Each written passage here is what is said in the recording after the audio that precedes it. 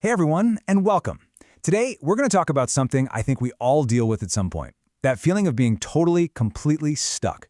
We're going to break down why that happens and unpack the science-backed secret to making real, meaningful change in your life. And here's the best part. It all starts with doing things that are so small, they feel almost too easy. You know that feeling, right? Where it seems like the whole world is moving forward, but you're just not. It's this super common feeling of being off track or frozen while it seems like everyone else has their life all figured out. If you've ever felt that way, trust me, you are so not alone. So let's look at this a different way. What if feeling stuck isn't some deep personal flaw? What if it's not about who you are? What if it's actually just a set of habits that have become so ingrained we don't even notice them anymore? And if they're habits, well, that means we can change them. This right here from Mel Robbins, it's an absolute game changer. Think about that for a second. It separates you from the behavior. Procrastination isn't your identity. It's just something you do. And anything you do, you can learn to undo. Okay, so why do we do this? Well, it turns out procrastination has almost nothing to do with being lazy or avoiding the actual work. It's our brain's go-to coping mechanism. When a task makes you feel stressed or overwhelmed, your brain just wants a quick escape. And putting it off gives you this little hit of temporary relief. That relief is the reward that wires the habit in deeper. And then Jay Shetty comes along with this idea that just goes a layer deeper. Sometimes that stuck feeling isn't about the future at all, it's about the past. Maybe we're holding on to an old career, a relationship that ended, or this idea of who we used to be. We're sort of grieving a chapter that's closed, and that's what's keeping our feet glued to the floor. All right, so if we're going to change these habits, we've got to understand how they're wired into our brains in the first place. And it all boils down to a really simple three-step neurological process known as the habit loop. Let's dig in. So scientists figured out that every single habit you have, the good ones, the bad ones, from brushing your teeth to mindlessly scrolling on your phone, they all follow this exact same three-part pattern. It's like a little program that runs on autopilot in your brain. Okay, let's break it down. First up, you've got the cue, which is just the trigger. For procrastination, the cue is often the feeling of stress. That cue triggers the routine, the action you take, which in this case is avoiding the stressful task. And finally, that leads to the reward, that sweet but temporary feeling of relief. That reward is what tells your brain, hey, that worked, let's do that again next time. And a habit is born. And the more times you run through that loop, the deeper that mental groove gets. The action moves from the part of your brain that makes conscious choices, the prefrontal cortex, to the deep, automatic part, the basal ganglia. That's why habits feel so automatic, because eventually they pretty much are. They require almost zero conscious thought.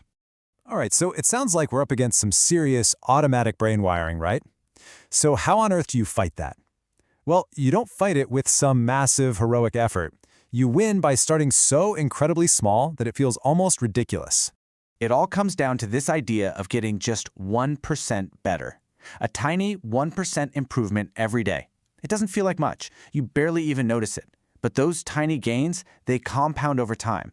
And a year later, you're in a completely different place. It's all about consistency over intensity. Let me tell you about this guy, writer Chris Loper. He had a goal. He wanted to be able to do 30 push-ups a day. Simple enough, right? But he was pretty weak, and he had a nagging shoulder injury. That goal just seemed totally out of reach. So what did he do? He decided to make a habit that was literally too small to fail. He committed to doing just one push-up a day. That's it. The next month, he did 2 a day. He just added 1 more each month, slowly building the habit and the strength. And you know what? He got there. He hit his goal.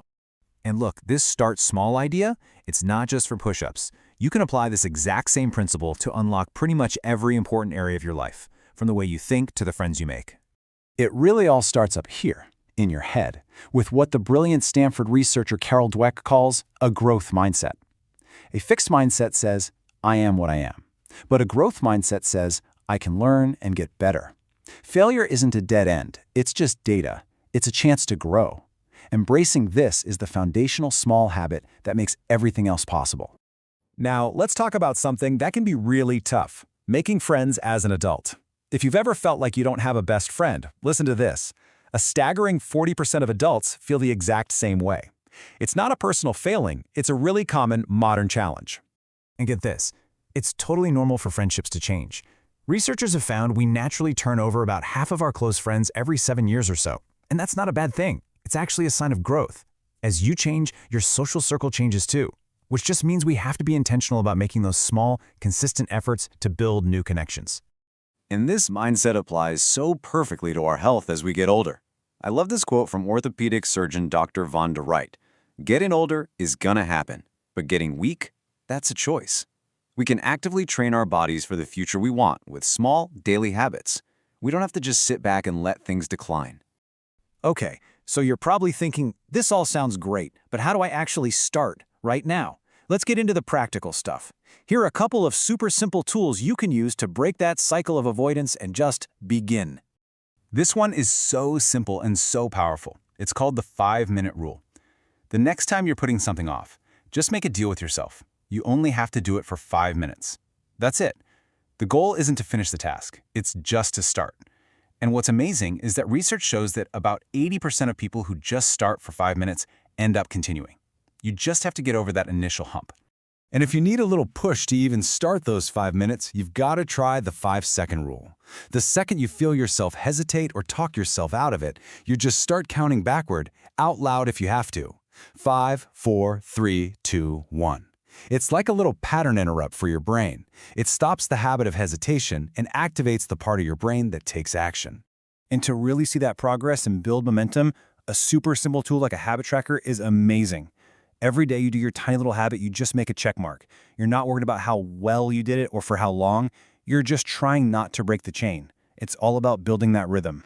So we've seen how these tiny, consistent habits are literally the engine of huge change.